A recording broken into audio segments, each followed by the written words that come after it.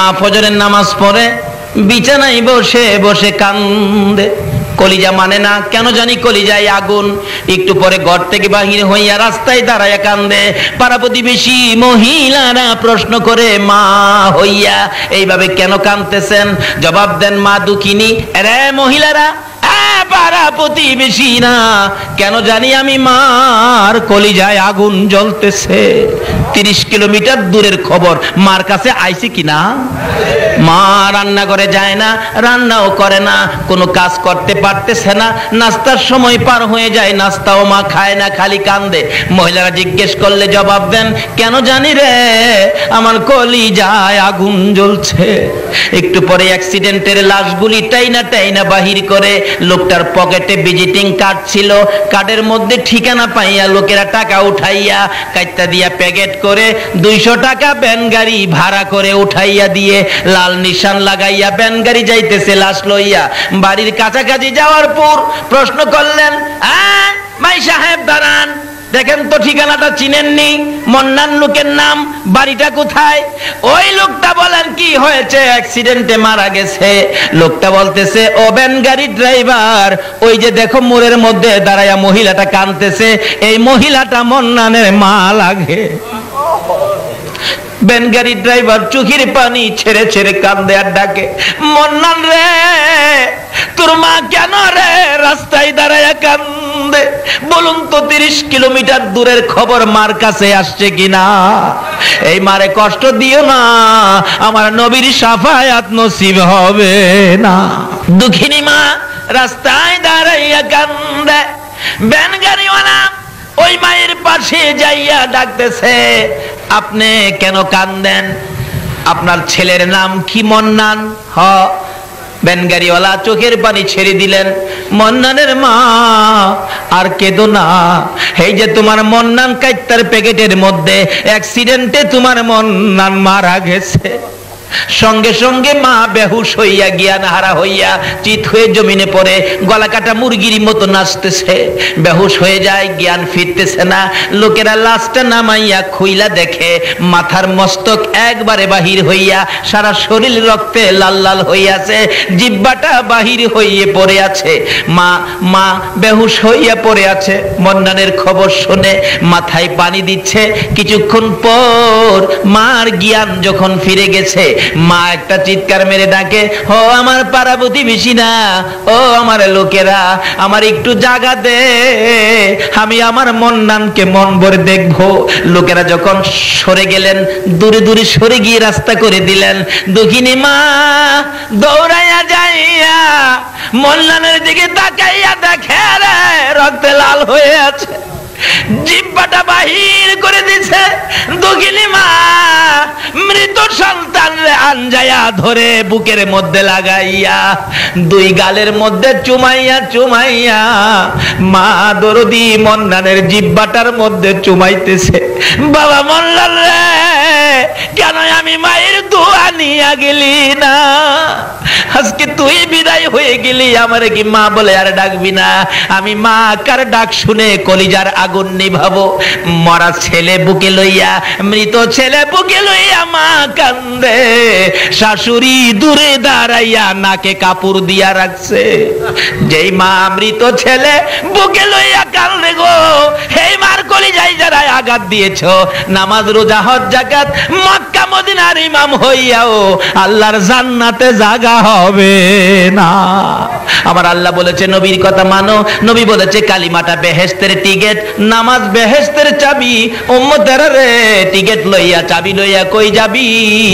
যারে তোর মার পায়ের নিচে যা, তোর মায়ের পায়ের নিচে তোর জান্নাত।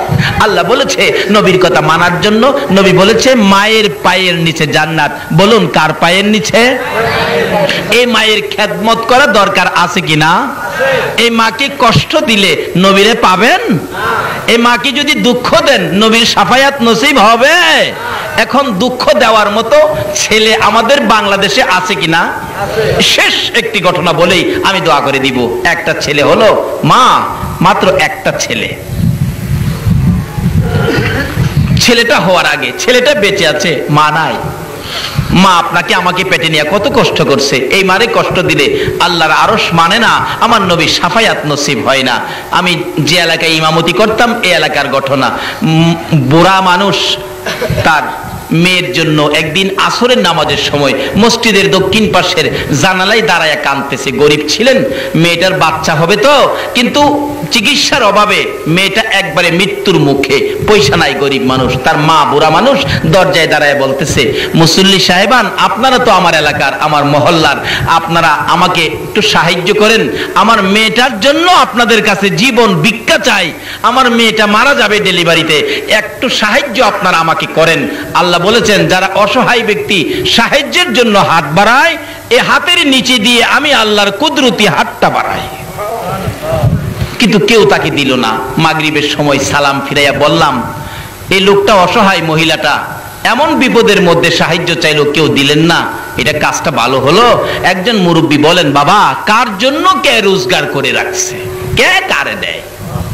আমি বললাম, ঠিক আছে, দেখি, আমি ইমাম সাহেব, আমি মহল্লায় বাহির হব, দেখি আমারেনি কেউ দেয়, আমার সাথে কেউ যাবেন?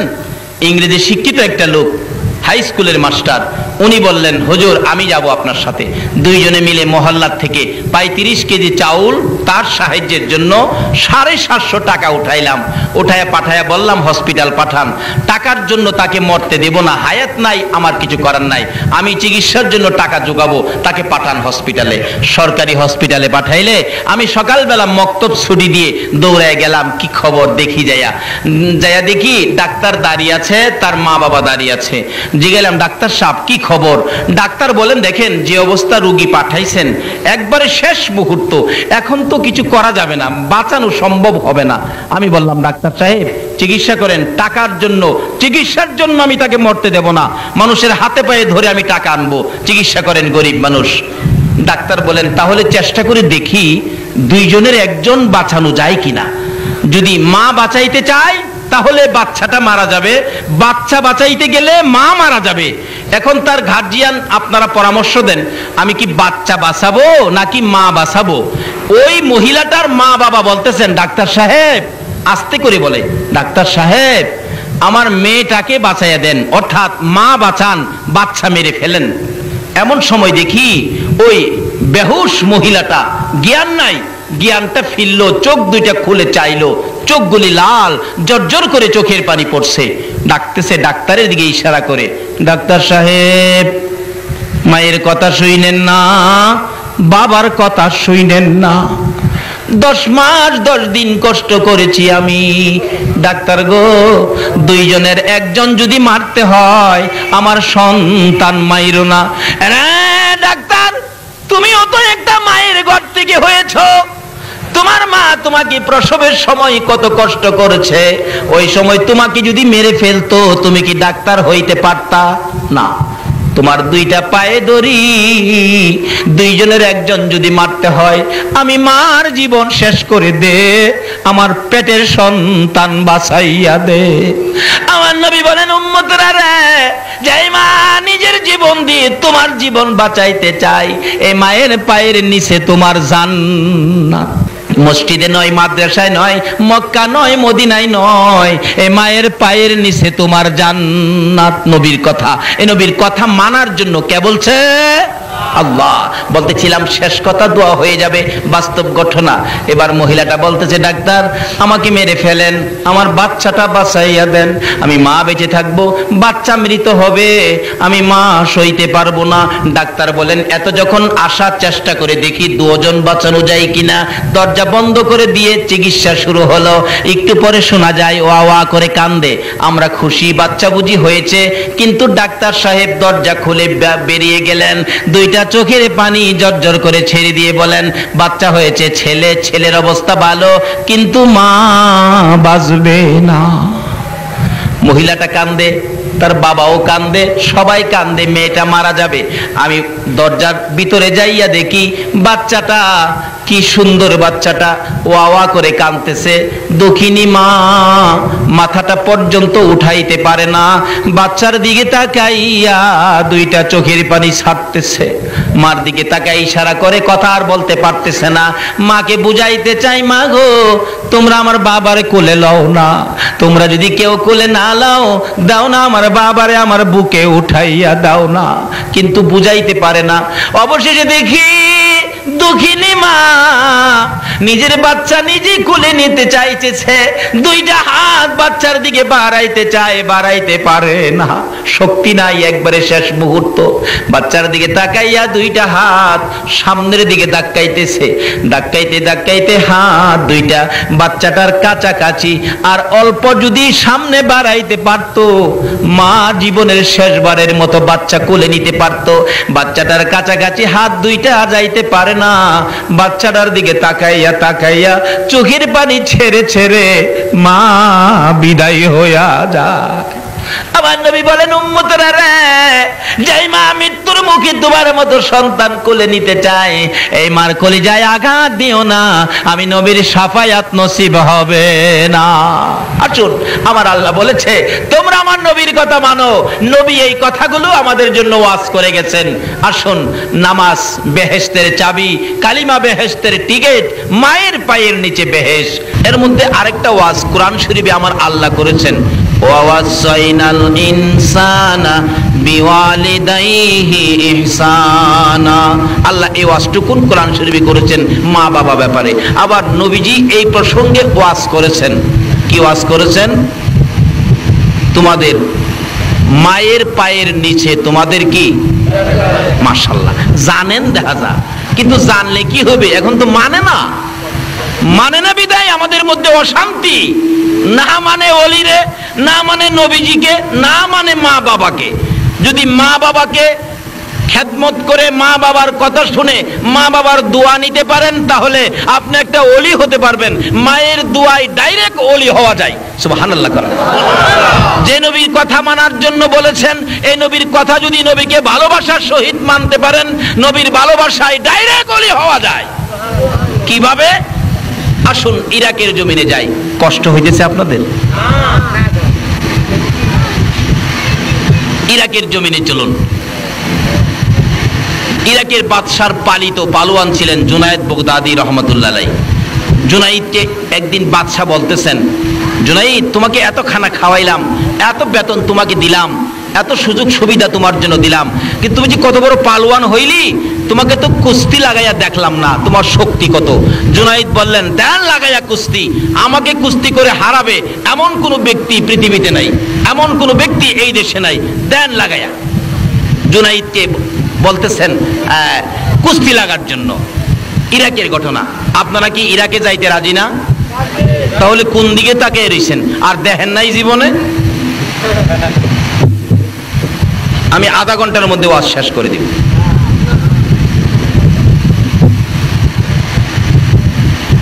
ঘোষণা করে দিলেন, আমার জুনাইদকে যদি কুস্তি লড়ে কেউ হারাইতে পারে, বুঝার জন্য বলছি, আমাদের দেশের টাকা 10,000 টাকা পুরস্কার। এমনি আওলাদে রাসূল, যেই নবী না হইলে কিছু হতো না, এই নবীর বংশের একটা লোক বাচ্চা কাচ্চা নিয়ে খুব কষ্টের মধ্যে আছেন, না খায়া দিন কাটে, 2 দিন 3 দিন কেটে যায়, চুলার মধ্যে আগুন জ্বলে না। এই গরিবী অবস্থার মধ্যে আওলাদে রাসূল দেখতেছেন ফুস্টার, জুনাইদকে কুস্তি লড়ে হারাইতে পারলে 10,000 টাকা পুরস্কার। আওলাদে রাসূল বাদশার কাছে হাজির হয়ে বললেন, হে বাদশা, আমি তোমার জুনাইদের সাথে কুস্তি লড়বো। আল্লাহু আকবার বলুন। জুনাইদের সাথে কুস্তি লড়বো। বেটা ঠিক মতে দাঁড়াইতেই পারে না, কিন্তু লোকটা হলো আওলাদে রাসূল, আমার রাসূলের বংশের লোক। বাদশা কয়, বেটা লড়বি নাকি মরবি? জুনাইদ কি দেখছো? কোনা দেখি নাই। জুনাইদ রে এক নজর দেখা যাও। জুনাইদ দেখতে গেছে, যায়া দেখে বাবারে বাবা, কি বেটা হাতির মতো এক পালোয়ান বসা, আর আওলাদে রাসূল তো পেটে খানা নাই, একবারে জীর্ণ শীর্ণ দুর্বল লোকটা। যায়া জুনাইদকে দেখা বলেন, জুনাইদ, আমি তো তোমার সাথে কুস্তি লড়তে আসছি। জুনাইদ কয়, লড়তে আইছো নাকি মরতে আইছো? আমার হাত হাতটা যদি তোমার উপরে ছেড়ে দেই তুমি শেষ। আওলাদে রাসূল নবীর বংশের লোকটা বলতেছেন, জুনাইদ নিয়ম অনুযায়ী কুস্তি লড়ো, যদি আমি মরে যাই মরে যাব, তাতে তোমার কি? ঠিক আছে, দিন তারিখ করা হলো, শুক্রবার দিন জুমার পরে জুনাইদের সাথে কুস্তি লড়বে। আরেক পালোয়ান আসছে, এবার সারা দেশের মানুষ ময়দানে নাইমা গেছে, জুনাইদের সাথে কুস্তি লড়বে। এই লোকটা জানি কেমন, দুইজন যখন মাঠে নামছে, জুনাইদ হাতির মতো আর জুনাইদের সাথে যে কুস্তি লড়বে হ্যাঁ একটা মশার মতো, কিন্তু লোকটা যে নবীর বংশের। সুবহানাল্লাহ। লেফারি বলতেছেন, এই বেটা, এই তুই যে লড়তে আইছস জুনাইদের সাথে পারবি? ওই লোকটা বলতেছেন, লেফারি সাহেব আপনার কাজ আপনি করেন, না পারলে আমার ব্যাপার, মরলে আমি মরবো, আপনার তো কিছু না। ঠিক আছে তাইলে খেলো, খেলা দেখো জুনাইদের সাথে কত মজা। এবার আওলাদে রাসূল আমার নবীর বংশের লোকটা জীর্ণ শীর্ণ, পেটে খানা নাই, চোখের পানিগুলি ছেড়ে দিয়ে বলতেছেন, জুনাইদ তোমার সাথে কুস্তি লড়ার আগে দুইটা কথা তোমার সাথে বলতে চাই। সুবহানাল্লাহ কর। জুনাইদ রে দুইটা কথা বলার সুযোগ দিবিনি। জুনাইদ বলেন, কি কথা বলবেন বলুন, অনুমতি দিলাম। লেফারি দূরে দাঁড়িয়ে আছে, জুনাইদের কানের গোড়ায় মুখটা লাগাইয়া আওলাদে রাসূল চোখের পানি ছেড়ে ছেড়ে বলতেছেন, রে জুনাইদ আমারে চিনোনি? যেই নবী না হইলে জগৎ হতো না, তুমি হইতা না, আরশ কুরসি লৌহ কলম হতো না, আমি সেই নবীর বংশের লোক, আমি আওলাদে রাসূল। জুনাইদ রে আমার বাচ্চাগুলো না খাইয়া 3 দিন পর্যন্ত ঘুমাইতেছে, আর আমি সহ্য করতে পারি না, বাচ্চাদের মুখের দিকে তাকাইলে আমার কলিজা মানে না। রে জুনাইদ পারবিনি আজকে নবীর ভালোবাসায় আমি আওলাদে রাসূলের কাছে নতি স্বীকার করে আমাকে 10,000 টাকা পুরস্কারের ভাগী করে দিতে? জুনাইদ বলেন, লোকটা আমার কানে কানে বলতেছে, আমি তার কথাগুলি শুনতেছি, এক কানে, আরেক কানে শুনতেছি মদিনার কামলেওয়ালা নবী মদিনার থেকে ডাকতেছে, জুনাইদ রে পারবিনি আমার আওলাদের মুখে হাসি ফুটাইতে? সুবহানাল্লাহ। আরে জুনাইদ পারবিনি আমার আওলাদের মুখে হাসি ফুটাইতে? পারবিনি আমি নবীকে ভালোবাসা দিতে? জুনাইদ বলেন, আমি শুনি মদিনার কামলেওয়ালা নবী মদিনার থেকে ডাকে আর আমার কানের মধ্যে লাগে। দুইটা চোখের পানি জোর করে জুনাইদ ছেড়ে দিলেন। রে লেফারি বাঁশি বাজারে আজকে এমন খেলা হবে যেই খেলা পৃথিবীর মানুষ কোনোদিন দেখে নাই। সঙ্গে সঙ্গে লেফারি বাঁশি বাজাইলে আওলাদে রাসূল জুনাইদের গায়ে আঙ্গুল টুকুন ফিট করলে জুনাইদ ইয়া রাসূলুল্লাহ বলে চিত হয়ে জমিনে পড়ে যায়। আবার যখন আঙ্গুল লাগাইলেন আবার ইয়া রাসূলুল্লাহ বলে চিত হয়ে জমিনে পড়ে যায়। এইভাবে 3 বার জুনাইদ নতি স্বীকার করেছে, পুরস্কার দিয়ে দিলেন নবীর ভালোবাসায় আওলাদে রাসূলকে। জুনাইদ মাথা নিচে দিয়ে নিজের বাড়ির দিকে রওনা করেছে। সঙ্গীরা বলেন, উপস্থিত জনগণ বলতেছেন, জুনাইদ বাদশার দরবারে আর যায়ও না, বাদশার দরবারে তোমাকে জায়গা দিবে না, মজার খানা দিবে না, মোটা অঙ্কের বেতন আর তোমাকে দিবে না, এই বাদশার দরবারে তুমি যাইতে পারবে না। জুনাইদ দুইটা চোখের পানি ছেড়ে ছেড়ে কান্দে। রে মাঠের লোকেরা, ও জনগণ শোনো, আমি আর এই বাদশার দরবারে যাইতে চাই না, আমি দুজাহানের বাদশার দরবারে রওনা হয়েছি। আল্লাহু আকবার। ইয়া রাসূলুল্লাহ, ইয়া গাউসুল আজম জিন্দাবাদ। মাশাআল্লাহ। আসুন দয়ার নবী মায়ার নবীর ভালোবাসায় ডাইরেক্ট ওলি হওয়া যায়, এটাই আমি আপনাদেরকে বুঝাইতে চাইলাম। এবার আওলাদে রাসূলকে ভালোবাসা দিয়ে পুরস্কার দিলেন। জুনাইদ নিজের আমিত্ব নিজের আধিপত্য বিলীন করে দিলেন, নিজের বাড়ির দিকে যাচ্ছে আর চোখের পানি ছেড়ে ছেড়ে ডাকতেছে আর গুনগুন করে কাঁদতেছে, ইয়া রাসূলুল্লাহ ইয়া হাবিবাল্লাহ ইয়া রাসূলুল্লাহ। আমার মৌতের নিদান কালে থাকিয়ে নবী গো আমার শিয়রে, আমার মৌতের নিদান কালে থাকিয়ে নবী গো আমার শিয়রে, দেখিব আপনাকে 2 নয়ন ভরে, ইয়া রাসূলুল্লাহ ইয়া হাবিবাল্লাহ ইয়া রাসূলুল্লাহ ইয়া হাবিব। এইভাবে জুনাইদ কানতে কানতে নবী নামের জপনা জপতে জপতে বাড়িতে ঢুকে গেলেন। এশারের নামাজ পড়ে জুনাইদ বিছানার মধ্যে শুয়ে শুয়ে ডাকে, দয়ার নবী, মায়ার নবী গো, ও আমার প্রাণের নবী। এইভাবে ডাকতেছে, চোখের মধ্যে ঘুম আসে, আবার একটু পরে সজাগ হয়ে যায়, ঘুম আসে একটু যায়। এমন সময় দেখে উম্মতের কান্ডারি আর মদিনার রওজার মধ্যে শোয়া নয়। সুবহানাল্লাহ। দয়ার নবী, মায়ার নবী মদিনার রওজার থেকে উঠে জুনাইদের ঘরে হাজির হইয়া যায়। ছেড়ে দে নৌকা মাঝি যাব মদিনায়, বলুন না, ছেড়ে দে নৌকা মাঝি মদিনাতে কান্দে নবী উম্মতের মায়ায়, মদিনাতে কান্দে নবী উম্মতের মায়ায়। ছেড়ে দে নৌকা মাঝি যাব মদিনায়, ছেড়ে দে নৌকা মাঝি। নবী মদিনাতে আছে শুইয়া, গুনাহগার উম্মতের মায়া, মদিনাতে আছে শুইয়া, গুনাহগার উম্মতের মায়া। সেই নবীরই প্রেমে সবাই পাগল হও না, সেই নবীরই প্রেমে সবাই পাগল হও না। ছেড়ে দে নৌকা মাঝি যাব মদিনা, ছেড়ে দে নৌকা মাঝি। আল্লাহ নামের বর্ষা করি, সারলাম নবীর প্রেমের তরি, বলুন, আল্লাহ নামের বর্ষা করি, সারলাম নবীর প্রেমের তরি। দয়াল নবীর রওজা খানি আমায় দেখাও না, দয়াল নবীর রওজা খানি আমায় দেখাও না। ছেড়ে দে নৌকা মাঝি যাব মদিনা, ছেড়ে দে নৌকা মাঝি। খালি মুখে মুখে কইবেন নাকি আল্লাহ তৌফিক দিলে মদিনা যাইবেন? মদিনা যাইবেন? মদিনা গেলে একটা সদাই পাবেন মদিনার মার্কেটে, যেটা পৃথিবীর কোনো মার্কেটে পাওয়া যায় না। আউট অফ মার্কেট একটাই সদাই, একটাই মার্কেট, এটা হলো মদিনা। সদাইটা কি? রাসূল বলেছে, বলবো? রাসূল বলেছে, মানজারা কবরি ওয়াজাবাত লাহু শাফাতি। যারা আমি নবীর রওজাটাও জিয়ারত করে গেছে, তাকে শাফায়াত করে জান্নাতে নেওয়া আমি নবীর উপর ওয়াজিব হয়ে গেছে।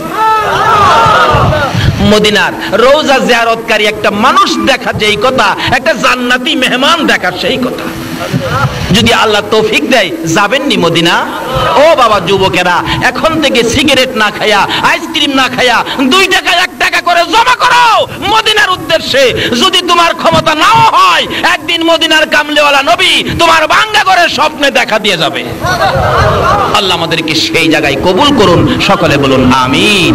বলতেছিলাম জুনায়েদ বাগদাদী বলেন, আমি তো আমার ঘুমের ঘরে ঘুমিয়ে আছি, আমি দেখি মদিনার কামলেওয়ালা নবী আয়েশা আমারে ডাকতেছে, জুনায়েদ, আল্লাহু আকবার, জুনায়েদ আজকে খেলার মাঠে কি খেলা খেলেছো?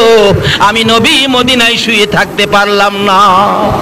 জুনাইদ রে, আয় আমার পাশে আয়, আজকাল থেকে তুই পালোয়ান জুনাইদ নয়। নবীজি একটা রুমাল মুবারক জুনাইদের মাথার মধ্যে পেঁচাইয়া বাঁধতেছে আর বলতেছে, আজকাল থেকে তুমি আউলিয়াদের মাথার তাজ, তাজুল আউলিয়া জুনাইদ।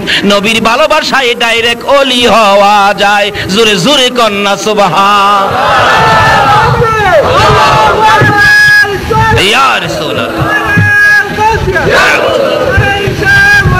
জিন্দাবাদ জিন্দাবাদ জিন্দাবাদ জিন্দাবাদ। মাশাআল্লাহ। বলতেছিলাম ওলি হইতে গেলে রাস্তাগুলি কত যে সহজ। নবীর ভালোবাসায় ডাইরেক্ট ওলি হওয়া যায়। আরেকটা ওলি হওয়ার রাস্তা হলো মায়ের দোয়ায়। বলুন কার দোয়ায়? আরো জোরে বলুন কার দোয়ায়? কোরআন শরীফে মায়ের ওয়াজ করেছেন, বাবার ওয়াজ করেছেন আমার আল্লাহ। ওয়াসাইনাল ইনসানা বিওয়ালিদাইহি ইহসানা। আল্লাহ ওয়াজ করেন আমরা যেন আমাদের মা বাবার সাথে ভালো ব্যবহার করি। বলুন মা বাবার সাথে কি ব্যবহার? আচ্ছা, এখন কি মা বাবার সাথে ভালো ব্যবহার আছে? আমি যে এলাকায় ইমামতি করতাম, এটা ময়মনসিংহ বাজিতপুর এলাকায়, আপনার বাজিতপুর, হ্যাঁ মাশাআল্লাহ, এ ভাই সব চিনে দেখা যায়। বাজিতপুর ইমামতি করতাম তো, এক মজার ঘটনা। বাপ বেটায় ঝগড়া লাগছে। বাবা ঝগড়া লাগিয়া ছেলেরে বলতেছে, তোমাকে সেট আপ। পুলাই বাবারে কো আপনারে ডবল সেট আপ। আসেনি এই যুগ অহন বর্তমানে? অথচ মা বাবার সাথে কি ব্যবহার! আল্লাহু আকবার। কোরআন শরীফ খুলে দেখুন, মা বাবা যদি তোমাকে মারে, মা বাবার সামনে এরকম করে কান্নাকাটি করো না, তোমার মা বাবা কষ্ট পাবে। মা বাবা মারলে দূরে গিয়া কাঁদো, সামনে না। নামাজ পড়বেন, রোজা রাখবেন, হজ করবেন, যাকাত দিবেন, নবীর আশিক হবেন, ওলির পাগল হবেন। যদি মার সাথে বেঈমানি করেন তাহলে সব শেষ। সব কি শেষ?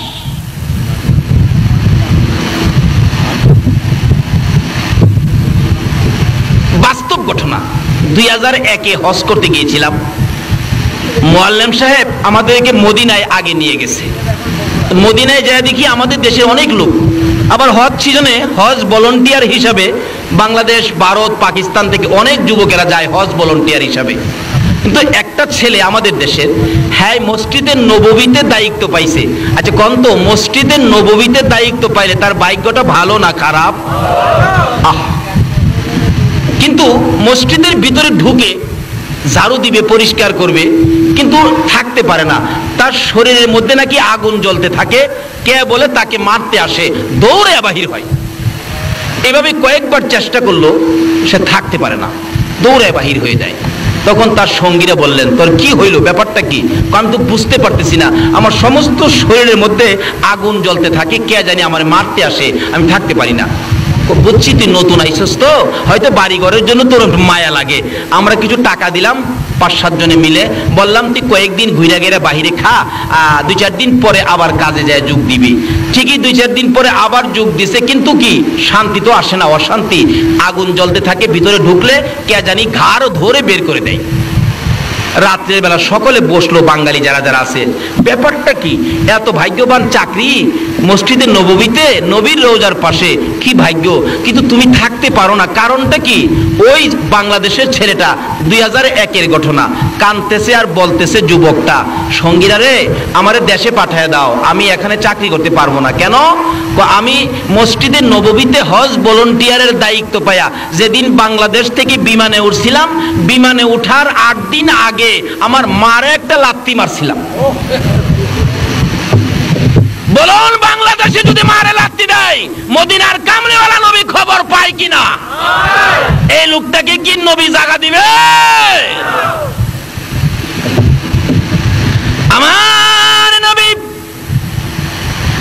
জীবনে কোনদিন বাবার মুখ দেখে নাই। 6 বছর বয়সে আমার নবী কান্দে, মায়ের গলায় ধরে, মা মা মাগো, মা আমার মনের দুঃখ কে সামলাবে? কি দুঃখ বাবা? তোমাকে কি কেউ মারছে? না। তোমাকে কি কেউ গালি দিছে? বাবা মুহাম্মদ, যদি তোমার কেউ গালি দেয়, মক্কা নগরীর বিচার আচার করে তোমার দাদা আব্দুল মুত্তালিব, তুমি বলো তোমার কে গালি দিছে, কার দেওয়া ব্যথায় তুমি কেঁদেছো, এখন তোমার দাদাকে দিয়ে ডাকাইয়া কঠোর বিচার করব। কিন্তু আমার আপনার নবী, শিশু নবী, 6 বছর বয়স, মায়ের গলায় ধরে কান্দে, মা গো, কেউ আমারে গালি দেয় নাই, কেউ আমারে ব্যথা দেয় নাই, তাহলে তুমি এইভাবে কেন কান্দো? মা আমি জানতে চাই, মক্কার সকল ছেলেরা বাবা কইয়া ডাকে, আমি তো জীবনে কোনোদিন বাবা কইয়া ডাকতে পারলাম না। মা গো, আমি আমার বাবার ব্যথাই কান্দি, বলো না আমার বাবা কই আছে?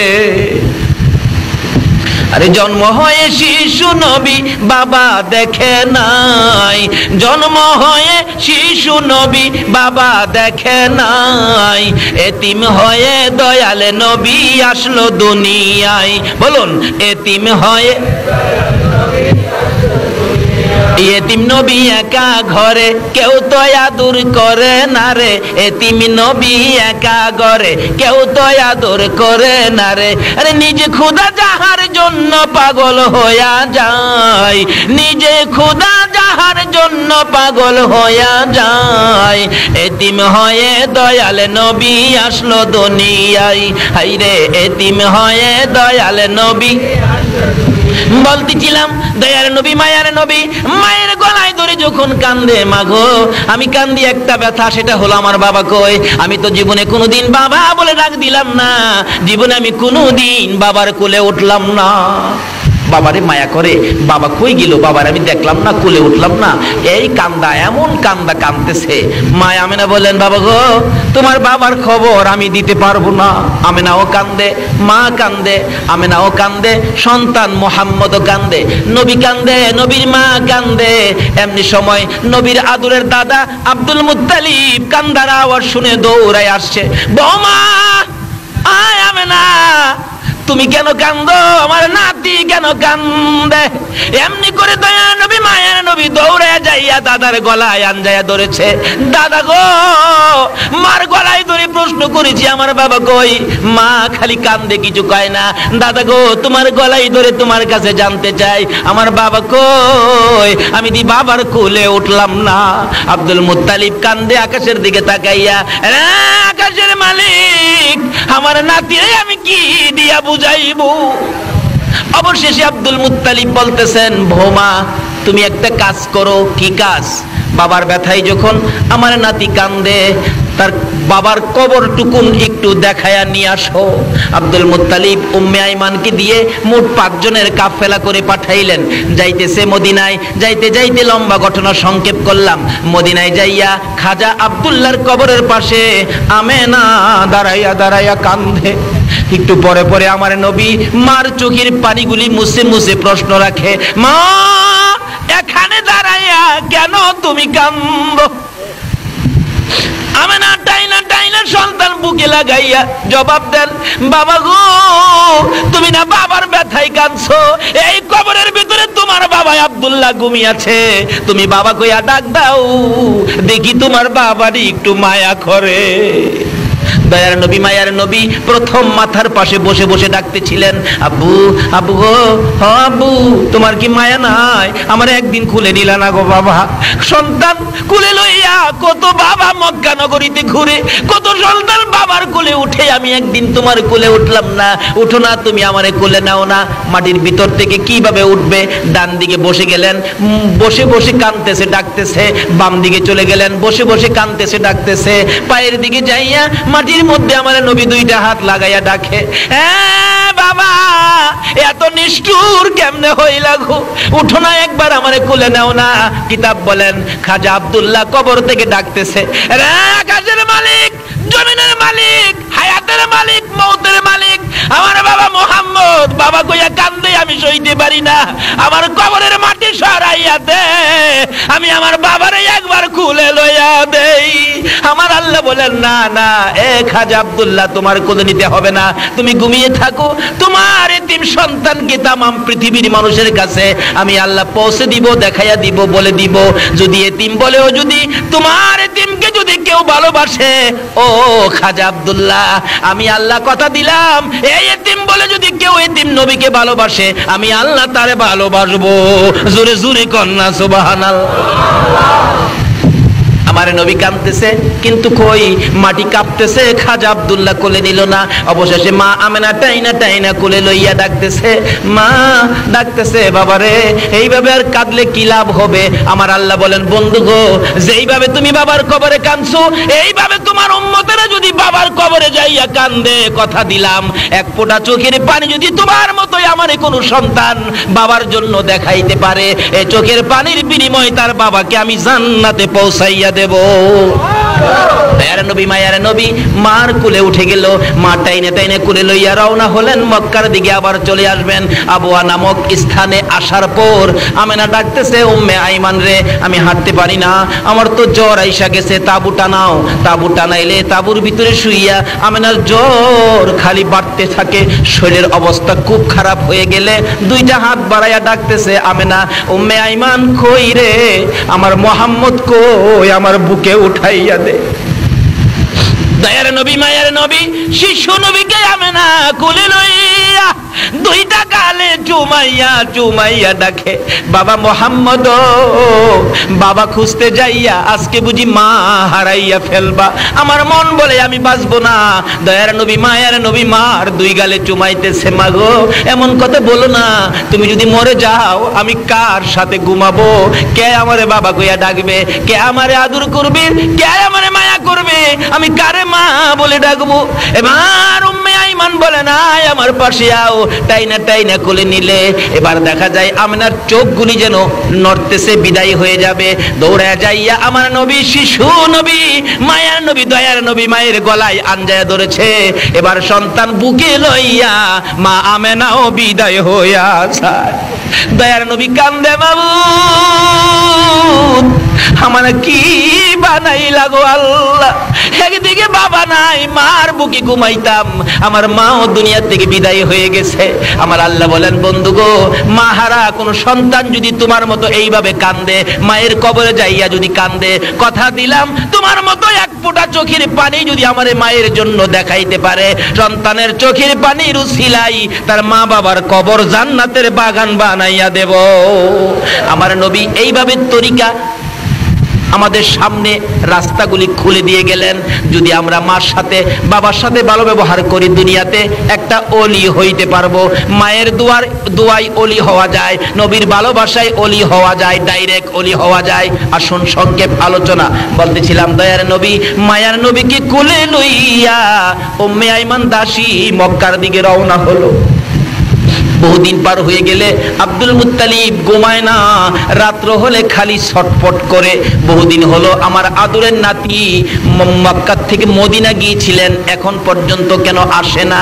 মদিনার কাছাকা মদিনার থেকে বিদায় হইয়া উম্মে আইমান মুহাম্মদকে কোলে লইয়া যখন মক্কার কাছাকাছি আইসা গেল, আব্দুল মুত্তালিব দেখে 5 জনের কাফেলা করে পাঠাইলাম, কাফেলার মধ্যে একটা লোক কম দেখা যায়। ডাকতেছে, ও আমার ছেলেরা বেরিয়ে যা, দেখ কাফেলার মধ্যে লোক একটা কম দেখা যায়। আমার মন বলে, রে আমার আদরের বৌমা বুঝি দুনিয়ায় নাই। খবর পাঠাইলে খবর একটাই পাওয়া গেল, আদরের বৌমা দুনিয়ায় নাই। কাছাকাছি আসার পর আমার নবী দাদাকে দেখে দূর থেকে হাত বাড়াইয়া ডাক পারছে, দাদা গো আমার কে কুলে নিবে গো দাদা, আমার মা নাই, বাবাও নাই, আমার কে আদর করবে? দাদা হইয়া 2টা হাত বাড়াইয়া ডেকে ডেকে বলতেছেন, আয় আমার কোলে আয়, আমি যতদিন বেঁচে থাকবো আমি তোরে বুকে রাখবো রে, আমি তোরে কোলে রাখবো রে নাতি। তার জীবনী লিখে মাঝে মাঝে আব্দুল মুত্তালিব বলেন, রাত্রের বেলা নাতি যখন আমার কাছে ঘুমাইতো, মাঝে মাঝে আমার গলায় ধরে মা মা কইয়া, বাবা বাবা কইয়া চিৎকার মারতো। আমি কোলে লইয়া আবার ঘুম পাড়াইয়া বলতাম, নাতি রে ঘুমা রে, তোর মা নাই রে, তোর বাবা নাই। এইভাবে মা হারা বাবা হারা হইয়া আমার নবী কত কান্দা কাঁদছে। এই নবীর উম্মত যদি হও, যদি নবীর কথাগুলি মানো, মায়ের কবরে যাও, বাবার কবরে যাও, যদি মা বাবা দুনিয়ায় না থাকে, আর যদি মা বাবা দুনিয়ায় থাকে, মা বাবার খেদমতে চলে যাও। কই যাবেন? মা বাবা দুনিয়ায় থাকলে কই যাবেন? মা যদি বলে, বাবা আমার জন্য 2টা আপেল আইনো, কি বলেন, আনতে হবে কি না? এখনের পোলাপান আনতে রাজি না, দমক মারে, টাকা নাই। অথচ 100 টাকার সিগারেট খা, মার জন্য 2টা আপেল আনতে পারে না বাঙালি। এই জাতের সন্তান আছে কিনা দুনিয়াতে বলুন তো? এক বেচারা বাবা আছে, মা নাই, বাবার জন্য ভাতের ব্যবস্থা করছে। একটা মাটির বাসন আছে না, মাটির বাসন, এটাতে কি কন আপনারা? মাটি দিয়া যে বাসন বানায়, মাইত্যা বাসন কয়, আমাদের দেশে কয় হানুক। হানুক, আরে হাঙ্কি আর কি, হাঙ্কি। সেই শাঙ্কির মধ্যে বাবারে বাদ দেয়, বাসনও দেয় না। আচ্ছা, এতে কি বোঝা যায়? বাবারে আদর করে নাকি ঘৃণা করে? ঘৃণা করে। হাঙ্কির মধ্যে বাদ দেয়, একেবারে প্রত্যেক দিন এক সমান এক মাফে বাদ দেয়। বাবা তো বুড়া মানুষ, একদিন ভাত খাইছে, পেটটা ভরে নাই, বাসনটা হাতে নিয়ে কাঁদতেছে, কাঁদতে কাঁদতে অস্থির। তার নাতি ছিল, আদুরের নাতি। নাতি বলতেছেন, দাদা তুমি কাঁদো কে? দাদা কই, কাঁদি রে ভাই, যে ভাত দিছে, ভাত খায়া তো আমার পেট ভরে নাই, আর 4টা ভাত হইলে ভালো হইতো, এই জন্য কাঁদি। বর্তমানের অবস্থান বলছি। নাতি কো, দাদা দাও, আমার কাছে দাও, আমি ভাত নিয়ে আসি তোমার জন্য। কয় না, তুমি আবার ভাত চাইতে গেলে আবার নিয়ে সন্ধ্যার সময় ভাত বন্ধ হয়ে যা, দরকার নাই, যা খাইছি তাই, আর দরকার নাই, সবুর হয়ে আছি। নাতি চালাক, বাচ্চা ছেলে খুব চালাক। হ্যাঁ, মাটির বাসন লইয়া দৌড় মারছে, উঠানে যাইয়া বাসনটা ইচ্ছা করে হাত থেকে ফালাইয়া ভেঙে ফেলছে। বাইঙ্গা হ্যাঁ নিজেই কাঁদতেছে, তার মা বাবা 2 জন বেরিয়ে আসছে। আব্দুল আলী, কান্দুসতে বেটা? আব্বা কান্দি, বাসনটা যে ভাঙ্গে গেল এই জন্য তো কান্দি। বাসন একটা ভাঙছে বেটা, মাটির বাসন 10টা নিয়ে আমু। কান্দসকে আয় আমার কোলে আয়। কয় না কোলে যাবো না, আগে কাইন্দা লই। কেন কাঁদবি? মাটির বাসনটা যে ভাঙছি। আরে একটা বাংশ 10টা নিয়ে আমু, এটা কয় টাকার ব্যাপার? কয় না এই বাসনের জন্য না, আমি যে দাদার বাসনটা ভাঙছি। তুমি তোমার বাবারে যেই বাসন মাইপা বাদ দিতা, আমি বড় হইয়া এই মানাতে যাওয়া হবে না। সব শেষ, শেষ কথা। মা বাবার সাথে আজকালকার দিনে যে কি ব্যবহার করে, আমার জানা ঘটনা। আমি যখন চাকরি করতাম, এলাকার ঘটনা, কি সুন্দর ঘটনা দেখেন। একটা মাত্র ছেলে হয়েছে, একটা ছেলে। ছেলে হওয়ার পরে ছেলের বাবা মারা গেছে। মা বাচ্চাটা কোলে লইয়া কান্দে। আমি যদি অন্য জায়গায় বিবাহ বসি, এই ছেলেটারে তো রাখবে না, বের করে দিবে। বাবা বলে ডাক দেওয়ার সুযোগ নাই, মা কইয়াও ডাক দিতে পারবে না। না, বিয়ে বসবো না। একটা বাচ্চার দিকে চায়া মহিলাটা সব শেষ করে দিলেন। আরবি লেখাপড়া জানতেন, বাড়ি বাড়ি প্রাইভেট পড়াইতেন, কোরআন শরীফ পড়াইতেন।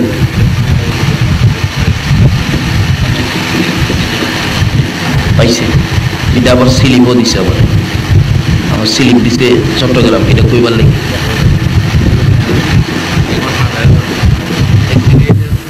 আচ্ছা, মাশাআল্লাহ মাশাআল্লাহ। যাই হোক, যেটা বলতেছিলাম এটা বলে শুনছেন আপনারা। আবার আমার কাছে স্লিপও গেছে এই ঘটনাটা কইবার জন্য, এর লেগে যাইতেছিলাম এই ঘটনা। যাই হোক, যদি শুই না থাকেন তাহলে আর দরকার নাই। কিন্তু মা বাবার সাথে যে এই আচার আচরণ করে এমন লোক এখনো আমাদের বাংলাদেশে আছে কিনা বলুন? তাহলে এটা যখন শুনছেন এটা বাদ দেন, এটা বাস্তব ঘটনায় আসেন। একটা লোক, গরিবের ছেলে, বাবা গরিব, মানুষের বাড়িতে কাজ করে। এটা আমার আশপাশের মধ্যে ছিল ঘটনাটা। কিন্তু এখন একটা ছেলে বেঁচে আছে, তার বংশের সব মরে গেছে। আপনার ওই মানুষের বাড়িতে কাজ করে, কিন্তু ছেলেটারে বিয়ে করাইলেন। বিয়ে করানোর 8 দিন পর জুট মিলে চাকরি করতো ছেলেটা। 8 দিন পরই কইতাছে, মা আমার ভবিষ্যৎ আছে, তোমরারে খাওয়াইলে আমার ভবিষ্যৎ নষ্ট হয়ে যাবে। মারে খাওয়াইলে বলে হ্যাঁ ভবিষ্যৎ নষ্ট হয়ে যাবে। এই আচার আচরণ করে নামাজ পড়লে কি লাভ হবে? রোজা রাখলে, মুফতি মুহাদ্দিস মুফাসসির হইলে কিচ্ছু লাভ হবে না। মা বাবার মন খুশি না করে আপনি মসজিদে যাবেন, নামাজ পড়বেন, আল্লাহ আল্লাহ রাসূল খুশি হবে না। মা বাবার মন খুশি না করে আপনি মসজিদ বানাবেন, মাদ্রাসা বানাবেন, কিচ্ছু লাভ হবে না। এই ছেলেটা বলতেছেন, মা আমার ভবিষ্যৎ আছে, আমি আর তোমাদেরকে খাওয়াইতে পারবো না। মা বলেন, বাবা আজকেই এই কথা বললি আমারে খাওয়াইতে পারবি না? তোর বাবা কত কষ্ট করে তোরে বড় করেছে, লালন পালন করেছে, আমারে খাওয়াইতে পারবি না? কনা পারবো না। অবশেষে কি করবে? আলাদা হয়ে গেছে। জুট মেরে চাকরি করে, সপ্তাহে বেতন পায়। এই দিয়া কিছু রুজি রোজগার মোটামুটি ভালো। দুইজন মানুষ তো কিছু টাকা আয় থাকে। কিছু জমি জমা রাখলেন বন্ধক, জমি জমার উপর কিছু ধান, 20 থেকে 25 মণ ধান তার ঘরের মধ্যে জমা হয়ে গেছে। খাওয়ার পরে 20 মণ 25 মণ ধান। তার বাবা অসুস্থ, মানুষের কাজে যাইতে পারে না। অবশেষে ছোট্ট আরেকটা ভাই ছিল, পেটের খিদায় কাঁদতেছে। 2 দিন 3 দিন হয়ে গেল, ঘরে খানা আনতে পারে না। বাবা তো অসুস্থ, খানা আনবে কে? রোজগার করে তো কেউ নাই।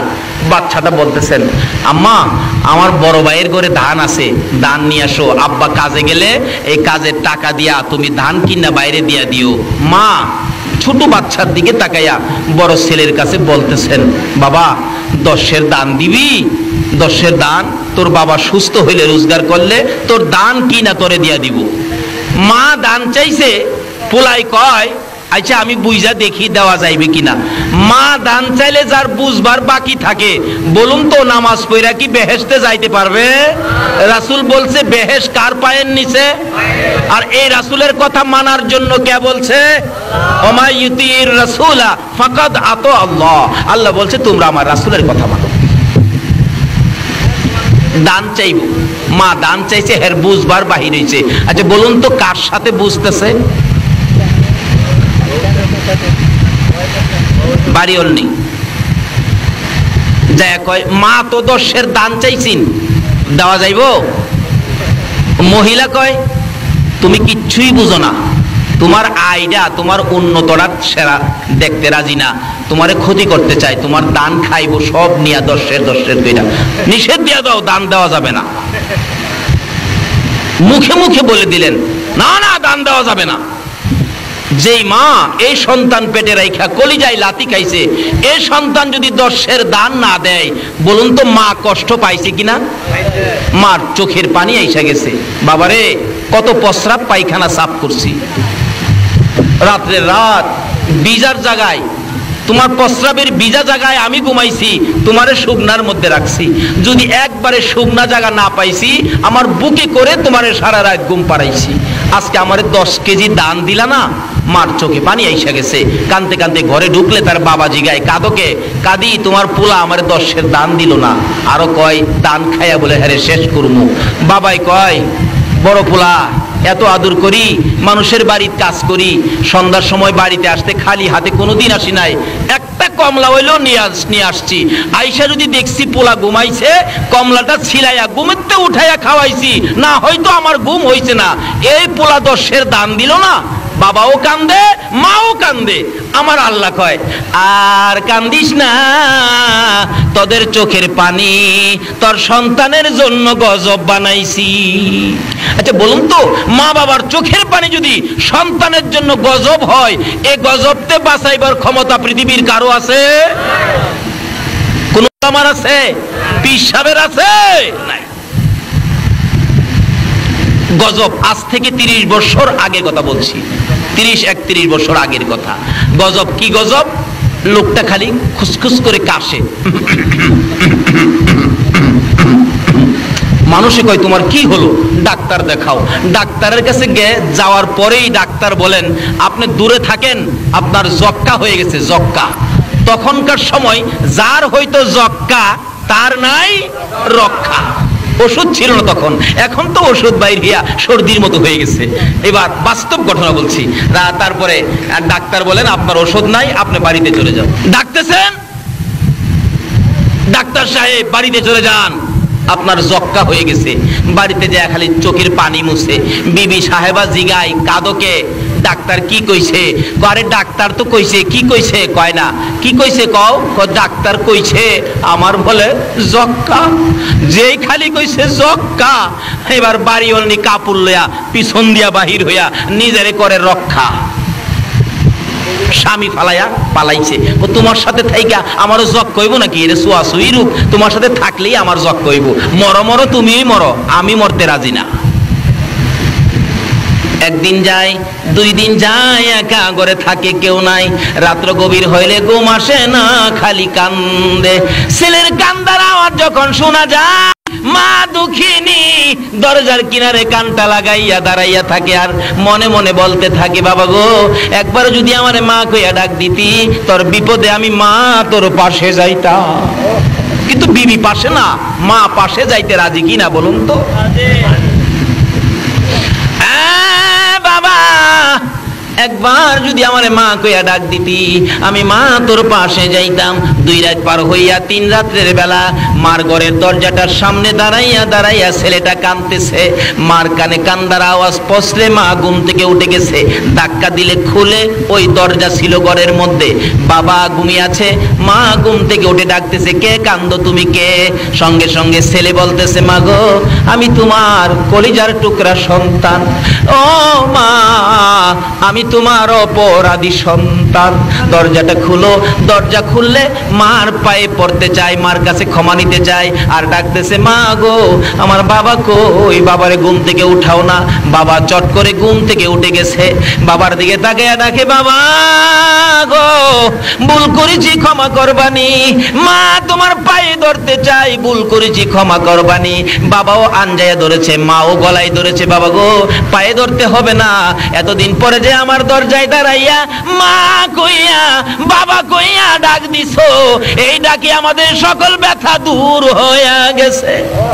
যেই মা যেই বাবা এত ব্যথা দেওয়ার পরেও একবার মা বাবা কইয়া ডাক দিলে ব্যথা দূর করে দেয়। আমার নবী বলেছে, উম্মতেরা রে, সেই মা বাবার পায়ের নিচে তোমার জান্নাত, আর এই মা এই বাবার পায়ের নিচে জান্নাত। জান্নাত। আসুন নবীর কথা মানি, নবীর কথা মানা ব্যতীত আল্লাহর জান্নাত পাইতে পারেন না। নবী বলেছেন মায়ের পায়ের নিচে জান্নাত। আসুন নবীর কথা আমল করি, নবীর পক্ষে থাকি, ওলিদেরকে ভালোবাসি, ওলিদের পক্ষে থাকি। আল্লাহ আমাদেরকে সেই বুঝ দান করুক। সকলে বলুন আমিন।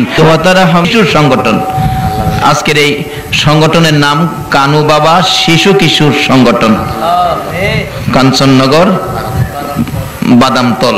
আল্লাহ মসজিদ প্রাঙ্গণে এই মাহফিল তুমি কবুল করে লও গো আল্লাহ, এবং এই সংগঠনটাকে তুমি কবুল করে লও গো।